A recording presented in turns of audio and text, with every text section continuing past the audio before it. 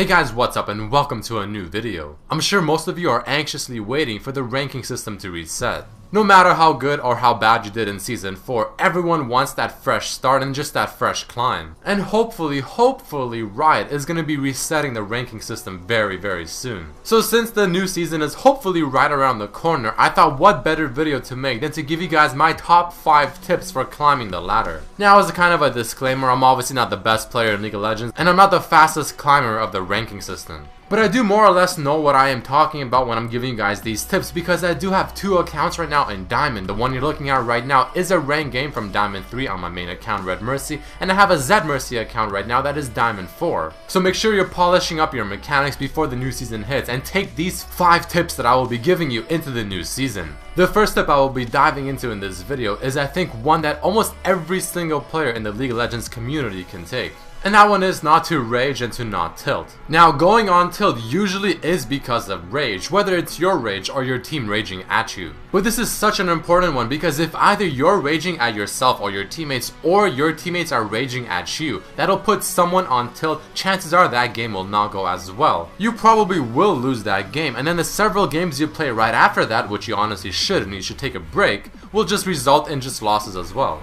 Now believe me, I know it can be very frustrating when someone on your team is just not playing well, they're just feeding, having a horrible game, and all you want to do is just unleash the rage at them. I know, because sometimes I am in those shoes as well, whether I'm the one that wants to rage or whether I'm having a bad game and people are raging at me. I mean, I'm only human as well. But everybody has bad games. No matter who you are, no matter how amazingly good you are at this game, eventually you will have a bad game. So you have to remember, other people they're just like you, they'll have bad games as well. So I know this is probably one of the hardest things to not do, but trust me, this is really something everyone in the League of Legends community can work at. In fact, some games I've had where my bottom lane, for instance, would just go absolutely feed mode. They will go each of them like 0-6 and just absolutely get dominated in their lane. But the amazing thing was the fact that nobody on the team raged at our bottom lane. Our 2 people at our bottom lane did not rage at each other. And then since they didn't feel extra pressure from their team for performing already poorly and just putting them on further tilt, they felt confident. They felt like, okay, my team is not raging at me, which is a good sign. I feel more comfortable. I can probably just pick it up, get my act together, and just make a great comeback. And I've seen that happen so many times. But when people are just flat out raging at each other, well, the comebacks usually do not happen, and you leave that game with a pretty bad mood. Not the easiest tip to follow, but you really need to try to. Let's go into the second tip: anxiety, or being scared before starting a game or as you queue up. Personally, I rarely get this, but sometimes I do get it myself, but I really hear that a lot of people suffer from this. This one pretty much just means that when you queue up, even for your first game or your 10th game of the day, you feel nervous. The second you hit that queue button, you're already starting to feel anxious, you're starting to feel nervous, you're starting to feel like, oh man, I can't mess up, my team is gonna depend on me, I hope people don't rage at me if I fail. And you just get a whole bunch of these nervous thoughts in your head, and then you just automatically start performing a lot worse than you probably could. This is what I like to call losing the game before it even starts. You have to remember that for almost 99% of the people playing this game, I mean, it is just a game. Even if you lose, even if you have a bad game, I mean, people might rage at you, but who cares? I mean, you're not going to see them in person, you're not going to really see them ever again, most likely, depending on what ranking you are. And what do you actually lose? I mean, you might lose like 10 LP, and sure, that's a little bummy, but that's not the end of the world. Think of it this way: the more nervous you are before the game starts or as you hit that queue up button, the worse you'll perform, and the chances of the team raging at you, which is probably what you're scared of from the beginning, is just increasing. So if you just try to minimize how nervous you get and just go into the game with a fresh mind, a calm mind, the chances of everything that you're potentially going to be scared of will just decrease and it won't even happen. But now let's go into tips that are focusing more about the game itself. The next one I want to talk about is one-trick ponies versus the master of all trades. A one-trick pony is basically a person that can only play one champion, but they play that champion very well. And a master of all trades means that a person can play almost every single champion quite well, but not one champion exceptionally well. The reason I bring this up is because you should honestly choose one of 2 paths. Either one can work, but I honestly recommend the second one if possible. The reason I recommend being a master of all trades is because you'll have a lot more variety, you can bring overall more to your teams in solo queue, but it is slightly harder since you will have to learn more champions. But being a one-trick pony is not necessarily a bad thing, it's just a bit more risky. Because obviously if that champion is banned or picked, well, I mean, you're obviously not playing that champion. If you play on the North American server, well, the North American server however, is quite known to have a lot of one-trick ponies and a very high rating. For instance, Box with his Riven, RF Legendary with his Nidalee, you got The Box with his Veigar, you got plenty Zed mains, and you have so many more one-trick ponies that I just can't remember off the top of my head. But the point is that there's so many, and clearly since all these one-trick ponies are able to get quite high rating with Diamond 1 or plus, this method obviously does work. Again, I recommend choosing one of two paths. Do you want to just be ridiculously good with one champion and just absolutely stomp almost every single game?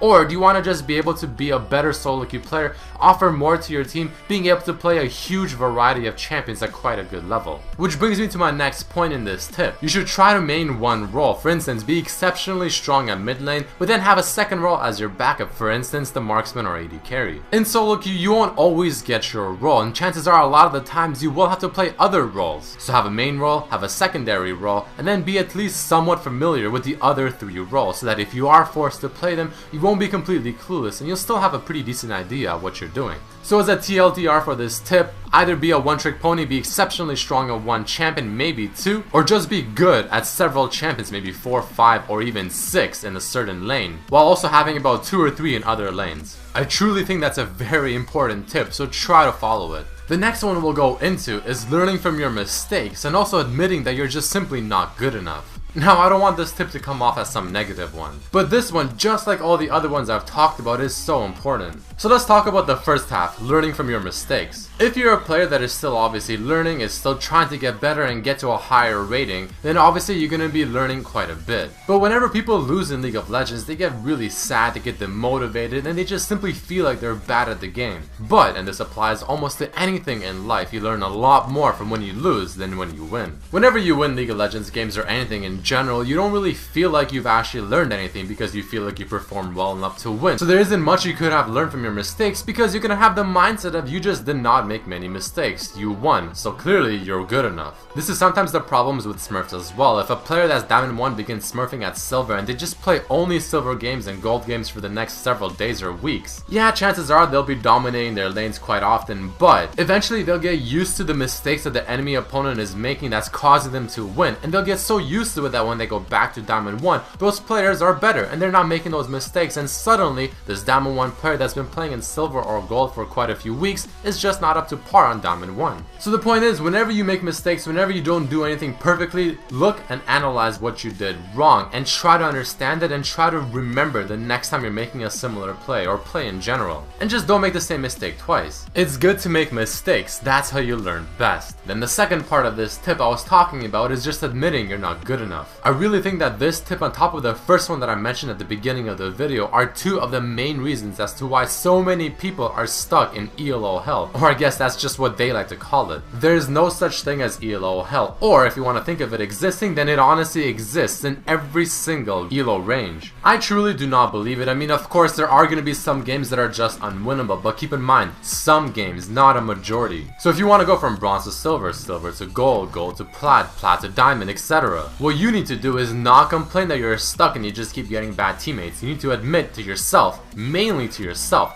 you're just not good enough. You need to finally come to your senses. You need to realize that maybe your mechanics really just aren't up to where you probably think they are. Once you admit this, you'll finally be ready to learn and improve, and then you'll see yourself increasing. And the final tip, and probably the most basic one, yet also just as easily as important, warding. I mean, it's so simple, but it's just ridiculous how important it is. I'm victim to this as well. Sometimes I just don't simply ward enough. I just think, oh, well, you know, warding is warding, I'll just play safe, it's okay. And then I end up dying several times because I simply just did not ward. No one wants to invest that 75 gold or 100 gold into a pink ward to throw it down to try and get some vision. People just think they can play safe enough, they won't get ganked, they just simply don't need to see the objectives. But warding is so darn important. Being able to see where the enemy team is at all times is just huge. Seeing them try to catch a pick. Imagine if the enemy team standing in a bush, all 5 of them trying to wait for someone to walk in there, but you have it warded and they don't know. Well, your team will actually get the upper hand and suddenly the hunters become the prey.